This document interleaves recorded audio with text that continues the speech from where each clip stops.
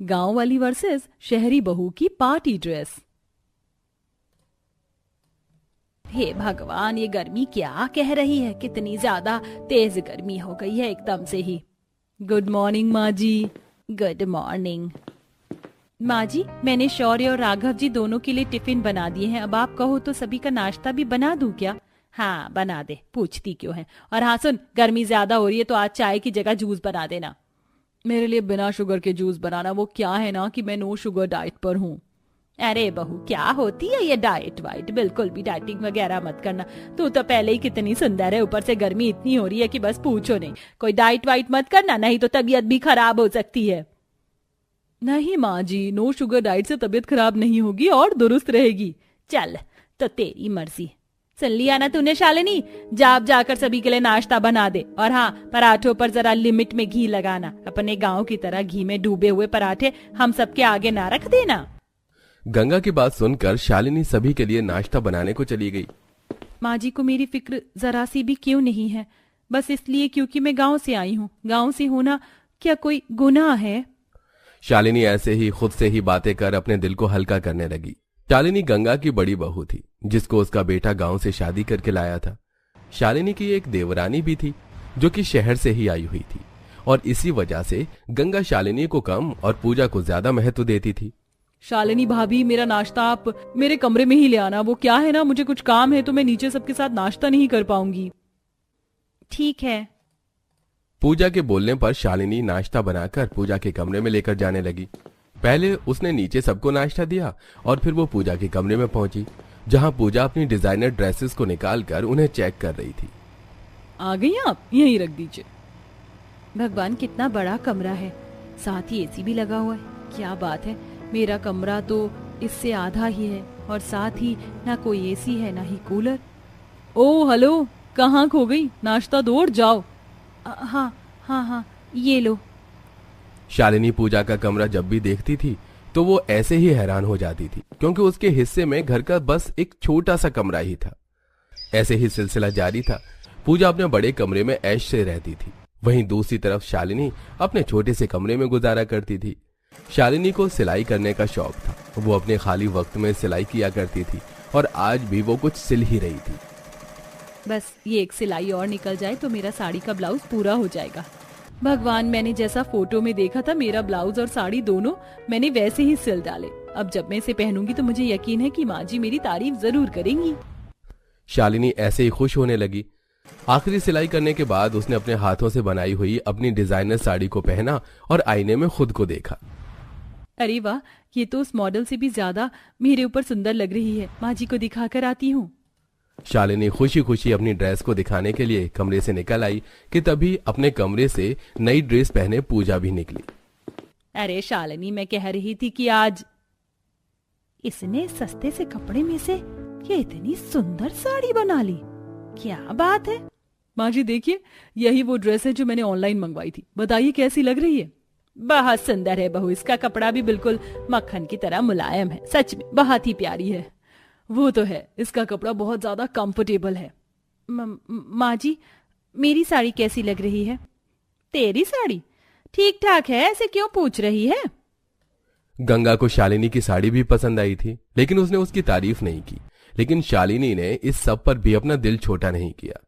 ऐसे ही आज के दिन गंगा की दोनों बहुएं उसके साथ बाजार आई हुई थी, जहां माँ जी देखो ना, कितना सुंदर सुंदर कपड़ा बिक रहा है। चलिए यही खरीद लेते हैं। गर्मी भी है तो इसमें से डेली के 2-4 ठंडे ठंडे से सूट बन जाएंगे। मैं आपके लिए बना दूंगी। तो सिलेगी? कपड़ा पैसे का आता है, बिगाड़ मत देना। मेरे ऊपर यकीन रखिए माँ जी, मैं आपका कपड़ा खराब नहीं करूंगी। शालिनी ने ऐसे बोलकर बात को खत्म कर दिया।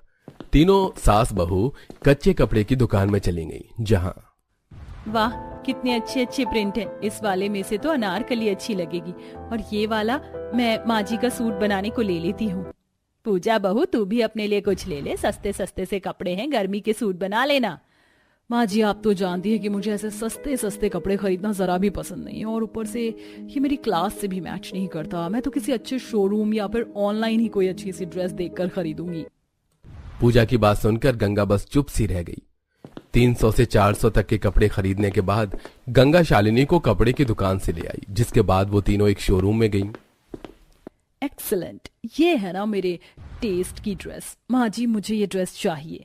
कितने की है? ओनली 4000 की है माँ जी, दिलवा दीजिए ना।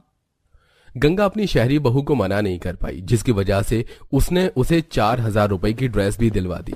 घर आते ही शालिनी ने अपना खरीदा हुआ कच्चा कपड़ा काटकर सिलना शुरू कर दिया, तो वहीं दूसरी तरफ पूजा ने अपनी ड्रेस को लाकर कबर्ड में डाल दिया। 1-2 दिन बाद शालिनी ने सारे कपड़ों को सिल दिया, जिसके बाद उसके हाथों का सिला हुआ सूट पहनकर गंगा बोली, वैसे ठीक लग रहा है सूट तो। कपड़ा अच्छा हो तो सादा सूट सिलने में है ही क्या, यूं ही सिल जाता है।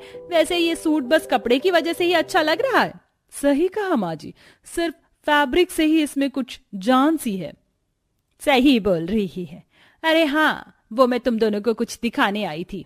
ये कार्ड हमारे मोहल्ले के सबसे अमीर सिंघानिया परिवार से आया है। बहुओं, वो लोग एक बहुत बड़ी पार्टी अरेंज कर रहे हैं, जिसमें तुम जानती हो बहुत अमीर अमीर लोग भी आने वाले हैं। मेरा तो कार्ड देखते ही मन बन गया था कि भाई मैं तो अपनी बहू को लेकर जाऊंगी।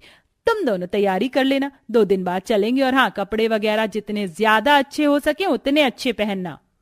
गंगा की बात सुनकर दोनों बहुएं अपने लिए कपड़ों के बारे में सोचने लगी। एक तरफ पूजा थी जो कि मोबाइल पर ऑनलाइन कपड़े सर्च करने लगी। कौन सा ड्रेस लूं? मैं चाहती हूँ कि पार्टी की सारी स्पॉटलाइट मेरे ही ऊपर हो, लेकिन मेरी मर्जी का कुछ मिल भी नहीं रहा है। ये 50,000 वाली ड्रेस भी कुछ खास नहीं लग रही है, अब क्या करूं? एक तरफ पूजा थी जो महंगे महंगे ऑनलाइन कपड़े देख रही थी, तो वहीं दूसरी तरफ भले ही पार्टी अमीरों की है, लेकिन हम थोड़ी ही अमीर हैं। मैं तो अपने हिसाब से काम करूंगी। मेरे पास जो बेकार साड़ियां पड़ी हुई हैं, चलो उनसे कुछ बनाती हूँ। शालिनी अपनी इमेजिनेशन से ही अपनी ड्रेस बनाने को सोचने लगी। शालिनी ने अपनी ड्रेस बनाने के लिए घर में सारे बेकार बेकार से कपड़ों को इकट्ठा कर लिया। उसने अपनी सभी साड़ियां भी निकाल ली और अब इनमें से मैं एक फूला हुआ गाउन बनाऊंगी, जिस पर मैं अपने बगीचे के फूलों से सजावट करूंगी। लेकिन सारा सामान घर में नहीं है, मुझे थोड़ी सी नेट और थोड़े से मोती चाहिए। शालिनी ने हिसाब लगाकर कम से कम खर्चे में अपनी ड्रेस को बनाना चाहा। उसने बाहर से बस थोड़ी सी नेट और थोड़ी मोती वगैरह खरीद लिए, जिसके बाद साड़ियों वगैरह को मिलाकर वो अपने घर में ही अपना गाउन सिलने लगी। बहुओं, पार्टी कल ही है, तुमने अपने पहनने को ड्रेसेस पसंद कर तो ली है ना?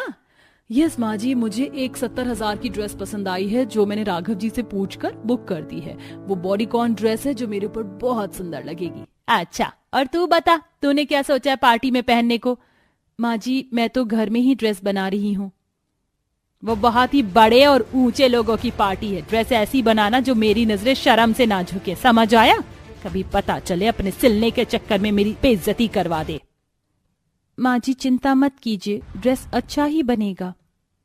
शालिनी को अपने ऊपर भरोसा था। वो कामों से निपट कर अपनी ड्रेस पर काम करती थी और वो वक्त भी आ गया जब पार्टी में सभी को जाना था। पूजा ने अपनी 70,000 की ड्रेस पहनी, वहीं शालिनी ने अपने घर में बनाई हुई ड्रेस पहनी, जिस पर उसने असली फूलों और पत्तियों से सजावट भी की थी। और दोनों ही अपने अपने कमरों से निकल आईं, जहां ये ड्रेस तूने खुद बनाई है? भगवान, कोई जवाब ही नहीं है इसका तो। कितनी सुंदर लग रही है। आपको अच्छी लगी माँ जी? चलिए अब पार्टी में चलते हैं। शालिनी की ड्रेस देखकर पूजा भी हैरान रह गई, तो वहीं गंगा काफी खुश थी। ऐसे ही पार्टी के जाते ही सभी की नजरें बस शालिनी की ड्रेस पर ही जम गई। अरे वाह, कितनी अच्छी ड्रेस है। कौन है ये? ये ड्रेस तो लाखों रुपए की आई होगी।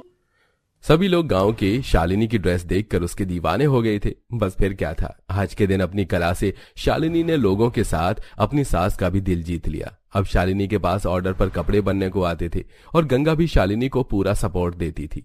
तो वहीं अब पूजा भी बदल चुकी थी और सभी मिलजुल कर खुशी खुशी रहते थे। छोटे से मेकअप रूम में देवरानी रेशमा मेकअप कर रही है, साथ में उसका हस्बैंड मेकअप किट लिए खड़ा है। तभी गोलू आता है और पाउडर हाथ में लेकर कहता है, चाची आपके पास तो मेरी माँ से भी ज्यादा सामान रखी है, मैं आपका ये वाला पाउडर लगा लूं? इसे लगाने से मैं भी गोरा हो जाऊंगा।